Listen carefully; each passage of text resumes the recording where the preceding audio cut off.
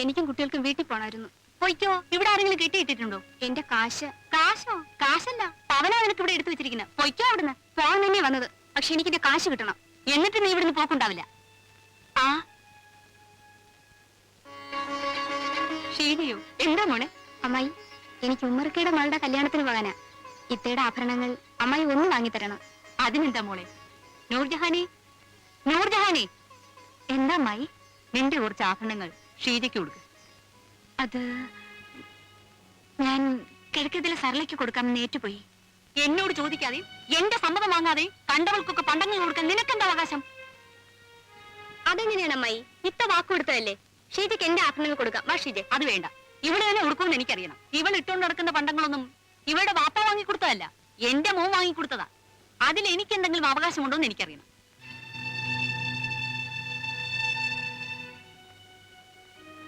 ഏതായാലും ഞാനിപ്പോൾ പുതിയൊരു പാഠം പഠിച്ചു. ഭർത്താവിന്റെ സ്വത്തിന് ഭാര്യയേക്കാൾ അവകാശം ഭർത്താവിന്റെ ഉമ്മയ്ക്കാണ്. ഇത്തയോട് ഇത് പറഞ്ഞത് നന്നായി. മറ്റാരോടും അമ്മായി വിവരക്കേട് പറയരുത്. വിവരക്കേടോ എന്ന് വെച്ചാ ഞാൻ വിവരം കിട്ടാളാണെന്നോ? അനാവശ്യം പറഞ്ഞാലുണ്ടല്ലോ.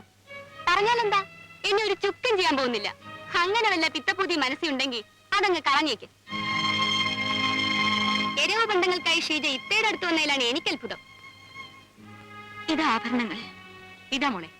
എനിക്കാരുടെ ആഭരണങ്ങളൊന്നും വേണ്ട മോളെ. നീ പോലെ മോളെ. അവള് പൊയ്ക്കോട്ടെ അമ്മായി. ഇപ്പോഴേ അവള് ചുണക്കുട്ടിയായുള്ളൂ. അമ്മായി ഇനിയും അവളെ ചീത്തയെ കണ്ട. അപ്പൊ നീ ചീത്തയാണല്ലേടി? അയൂബിന്റെ ഉമ്മയോടാണ് നീ സംസാരിക്കുന്നതെന്ന് ഓർക്കണം. ഞാൻ അയൂബിന്റെ ഭാര്യയാണെന്ന് നിങ്ങൾ ഓർക്കണം. എനിക്കല്ല, നിനക്കാണത് ഓർമ്മ വേണ്ടത്. ആ ബോധം എനിക്കല്ല ഇപ്പോഴും ഉണ്ട്. എന്നിട്ടാണ് എന്നെ ധിക്കരിക്കാൻ ശ്രമിക്കുന്നത്. കാര്യം പറയുന്നതൊക്കെ ധിക്കാരമാകുന്നത് എങ്ങനെ? ഇതിന് സമാധാനം ഞാൻ അയൂബിനെ കൊണ്ട് പറയിപ്പിച്ചോളാം. അയൂബിന്റെ പേര് പറഞ്ഞ് എന്നെ ഭയപ്പെടുത്താതെ അമ്മായി. ഞാൻ അയൂബിന്റെ അടിമയൊന്നുമല്ലല്ലോ. എന്താ സംശയം? ഭാര്യ എപ്പോഴും ഭർത്താവിന്റെ അടിമ തന്നെ. എന്താ നീ ചിരിക്കുന്നത്? സ്വന്തം ജീവിതത്തിൽ പകർത്തി കാണിക്കാൻ പറ്റാത്ത കാര്യം മറ്റുള്ളവരുടെ മേൽ അടിച്ചേൽപ്പിക്കാനുള്ള അമ്മായിയുടെ ശ്രമം കാണുമ്പോ ചിരിക്കാനല്ലാതെ കരയാൻ പറ്റുമോ? അമ്മായി, അമ്മായി പറഞ്ഞില്ലേ ഞാൻ നിങ്ങളുടെ മകന്റെ അടിമയാണെന്ന്. 1,00,000 രൂപയും 50 പൗണ്ട് സ്വർണവും കാറും വില നിശ്ചയിച്ച് എന്റെ ബാപ്പ നിങ്ങളുടെ മകനെ എനിക്ക് വാങ്ങി തന്നിരിക്കുകയാണ്. പറയാമായി ആരാരുടെ അടിമയാണെന്ന്. എന്തൊക്കെയാണ് ഞാൻ ഈ കേൾക്കുന്നത്? എന്താ ഇവിടെ ബഹളം? നിങ്ങളുടെ ഇളയ മരുമകള് പറഞ്ഞതല്ലോ നിങ്ങൾ കേട്ടോ? എല്ലാം ഞാൻ കേട്ടു. നീ നിന്റെ നാവ് കൊണ്ട് ഭാര്യ ഭർത്താവിന്റെ അടിമയാണെന്ന് പറഞ്ഞു ഞാൻ കേട്ടു. എന്തിനാ നിന്റെ പുറപ്പാട്? സബ്ന അൻസാരിയുടെ മകളല്ല, ഇൻസ്പെക്ടർ അബ്ദുൾ മുത്തലീഫിന്റെ മകളാണ്. നാണവും മാനവും വേണമെങ്കിൽ മര്യാദക്കിരുന്നോടാ.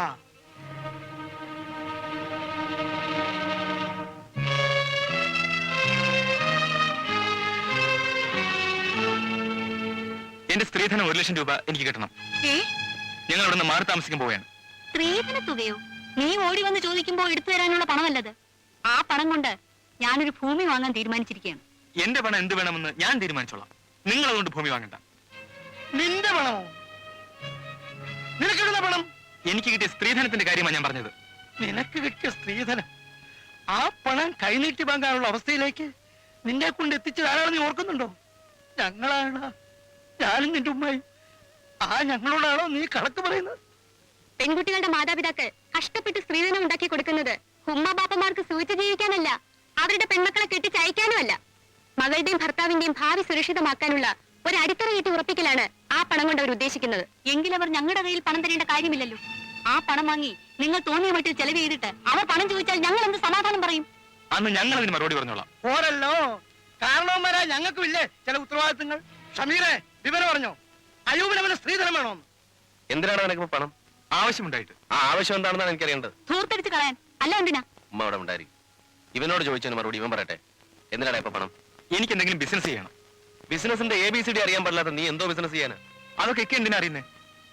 ഞാൻ 4 കാശുണ്ടാക്കി നല്ല നിലയിൽ എത്തുന്നതിന്റെ കണ്ണുകടി ഉണ്ടാവും. നീ ഇത് പറയുമെന്ന് എനിക്കറിയാം. ഇതൊന്നും ഇവൻ പറയുന്നല്ലടാ, ഇവനെ കൊണ്ട് പറയിപ്പിക്കുന്നതാ. സംസാരിക്കുന്നതൊക്കെ സൂക്ഷിച്ചു വേണം.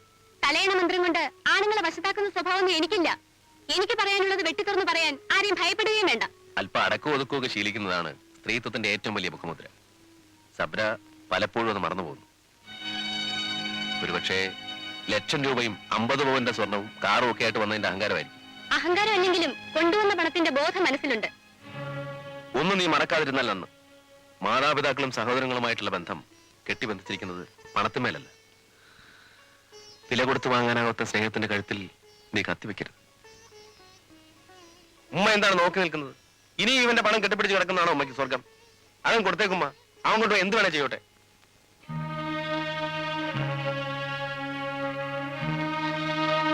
ഞാൻ പണം തന്നേക്കാം, അതുകൊണ്ട് നീ ഒരിക്കലും ഗുണം പിടിക്കില്ല. ഇതാണ് ഉമ്മയ്ക്കുള്ള ഏറ്റവും വലിയ ദോഷം. മക്കളെ ഒരിക്കലും ശപിക്കരുത് ഉമ്മ. അൽഹംദുലില്ലാ, എല്ലാ സ്തുതിയും നിനക്ക് തന്നെ.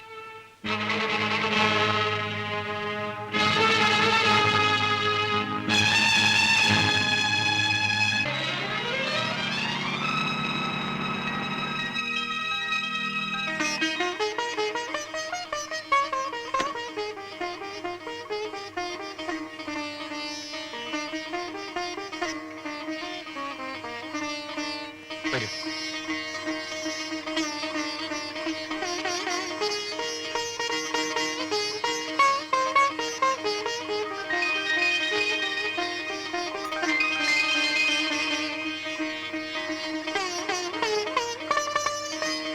വീടെങ്ങനെ? കൊള്ളാം, നന്നായിരിക്കുന്നു. മോളെ സൗദാബി, കുറച്ച് വെള്ളം ഒന്ന് എടുത്തു.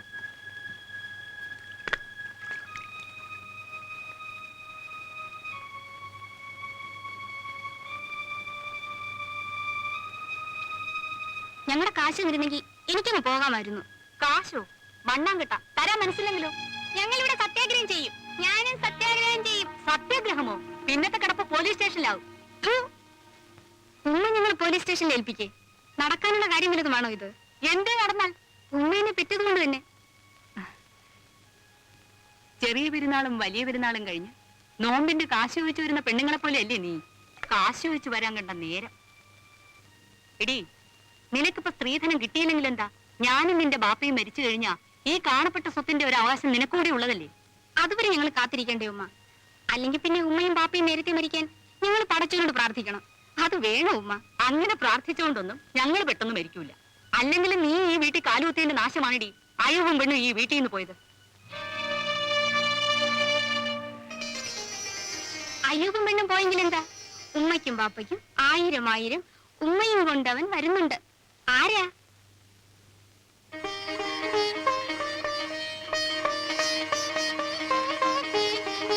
ഈ സൗദാബി ഈ വീട്ടിൽ കാലെടുത്ത് കുത്തിയതിന്റെ ഗുണമാ അത്.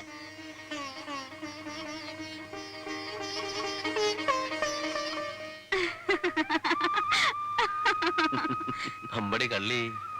എന്നിട്ട് ഇത്രയും നാളീ നല്ല വാർത്ത എന്നിൽ നിന്ന് മറച്ചു വെച്ചിരിക്കായിരുന്നല്ലേ? പറയണമെന്ന് ഞാൻ പലതവണ വിചാരിച്ചതാണ്.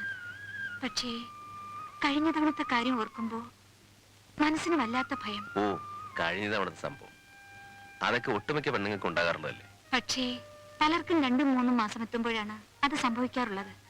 എന്റേത് 6ആം മാസത്തിലായിരുന്നു. കഴിഞ്ഞതെല്ലാം ഓർത്ത് മനസ്സ് വിഷമിപ്പിക്കാതെ. ഇത്തവണ അങ്ങനെ ഒന്നും സംഭവിക്കില്ല. 10 മാസം തികഞ്ഞ് തന്നെ നീ പ്രസവിക്കും. ഒരു പെണ്ണും കൊടുത്ത് സ്ത്രീധനം വാങ്ങി അയ്യൂബ് സ്ഥലം വിട്ടു. ഇനിയിപ്പോ ഞാൻ കാശിന് എവിടാ പോന്നേ? അയ്യോ കൊട, അയ്യോ പോയാ? ഇത് തന്നെയാണ് ഞാൻ പറഞ്ഞത്. അപ്പം ചൂറോടുകൂടി തിന്നോന്ന്. അരി മേടിക്കാൻ കാശിലാണ് തരാമെന്ന് പറഞ്ഞുകൊണ്ടാണ് ഞാനൊന്നും മിണ്ടാണ്ട് പോയത്. ഈ കമ്മീഷൻ കാശൊക്കെ നേരത്തെ കാലത്തെ വാങ്ങിച്ചില്ലെങ്കിൽ ഇതുപോലെ വളവളാനായി പോകും.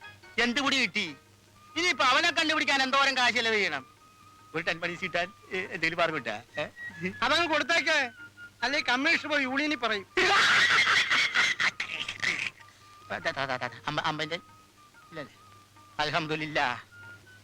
എടോ കമ്മീഷേ, കൊട അല്ല, അയ്യോ എന്റെ കൊടയാണ്. മിസ്റ്റർ അയൂബ്, ഇതിനേക്കാൾ ലാഭകരമായ ബിസിനസ് വേറെ ഇല്ല. ഇതൊന്ന് വിപുലമായ രീതിയിൽ നടത്തണമെന്ന ആഗ്രഹം കൊണ്ടാണ് ഒരു പാർട്ട്ണറെ കൂടി ചേർക്കാമെന്ന് വെച്ചതും താങ്കളെ ക്ഷണിച്ചതും. എനിക്ക് വളരെ ഇഷ്ടപ്പെട്ടു. നിങ്ങൾ ആവശ്യപ്പെട്ട പ്രകാരം ഈ ബിസിനസ്സിലേക്ക് പണം മുടക്കാൻ ഞാൻ തയ്യാറാണ്. സ്ത്രീധനം പിടിച്ചു വെക്കാൻ സത്യാഗ്രഹം സിന്ദാബാദ്. 50 ദിവസം സിന്ദാബാദ്. സ്ത്രീധനം പിടിച്ചു വെക്കാൻ സത്യാഗ്രഹം 50 ദിവസം സിന്ദാബാദ്.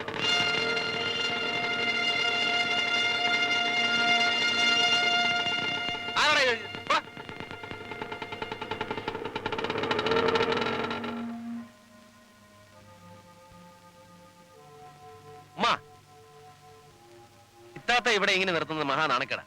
അളിയൻ ചോദിച്ച പണം കൊടുത്ത് അവരെ പറഞ്ഞേക്കണം. നീ ഓടിക്കിതച്ച് വന്ന് കൽപ്പിക്കുമ്പോഴേക്ക് എടുത്തു കൊടുക്കാൻ ഇവിടെ പണം വേണ്ടേ? ഉണ്ടായിരുന്ന പണവുമായി അയൂബ് പോയി. അത്രയ്ക്ക് നാണക്കേട് തോന്നുമെങ്കിൽ നീ തന്നെ അതും കൊടുക്ക്. ഉമ്മ പറയുന്നതിന് മുമ്പേ ഞാൻ അതിന് തയ്യാറായതാ. പക്ഷെ എന്താ ഇന്ന് പണം വാങ്ങിക്കാൻ അളിയൻ കൂട്ടാക്കുന്നില്ലല്ലോ. ഒരു കാര്യം ഞാൻ പറഞ്ഞേക്കാം, പണം കൊടുത്ത് ഇത്താത്തായും കുട്ടികളെ ഇവിടുന്ന് പറഞ്ഞ് അയച്ചില്ലെങ്കിൽ ഈ നാണക്കേട് സഹിച്ച് ഈ വീട്ടിൽ താമസിക്കാൻ എനിക്ക് പറ്റില്ല. ഞാൻ വേറെ എവിടെയെങ്കിലും പോകും.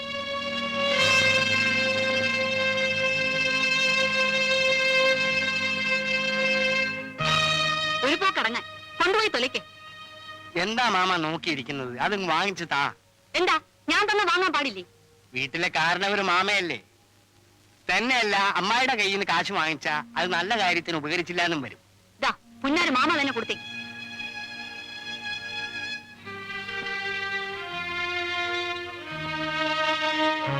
അമ്മായി അങ്ങനെ അങ്ങ് പോയാലോ?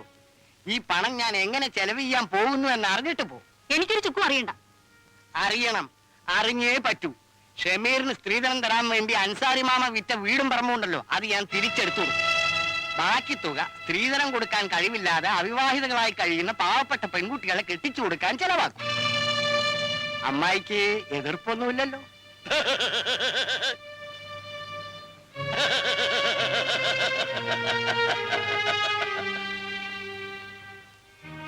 ബാപ്പാക്ക് ശ്രീധരൻ കൊടുത്ത